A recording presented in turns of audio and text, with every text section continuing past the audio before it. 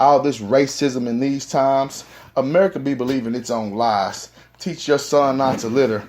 And you wonder why we bitter? Over 400 years of slavery, and they say we so-called free. But a woman get arrested for doing the right thing, but it's still a white thing of so-called elitist and bigotry. Prejudice, discrimination, ignorance, hatred, plain old racism. And you wonder why we got so much skepticism? I pray to the Lord above for change. But in these times, it's up to us to effect our own change these days. No more lying dormant and sleep. Black men be strong. Black men don't be weak. We got young boys dying, old mothers crying, and a constitution that preaches equality.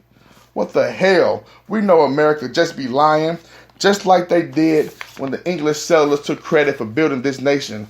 When we know that this America was built on the back of slaves, and it was built on manipulation. It was built and founded on the back of so many slaves' work. But how does America see a black man's worth?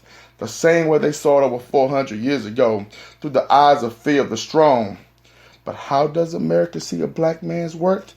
The same way they saw it over 400 years ago, through the eyes of fear of the strong. Too strong to get it done, but too weak to unite. I say we too strong to get it done, but too weak to unite. See, they know that black was strong, but they also know black could be individualized. Why didn't they go to Asia or some other Eastern country to get slaves to work in the West? Because they knew our strength. We were strong enough to survive their disease. Unlike other cultures, we were physically supreme beings. And still this day, they see us in fear and secretly talk about us when we're not near, because our blacks weren't born with a silver spoon in their mouth. And if we was, we would definitely be on top. And I can only hope and pray for the day when we are really equal. But that day will never happen until the government stop giving these cops wrist slappings. So just do your job, nothing else. Protect and serve the innocent. Stop harassing a black man just because the government said you can. And where is your class? And in your mind, you think you're the top of the class because you know it's our destiny to surpass.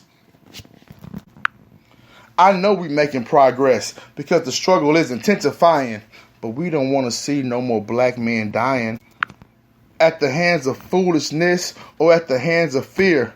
We know change is coming. We know our hope is near. But until that time comes, we're going to keep our heads high and poke out our chests, because we know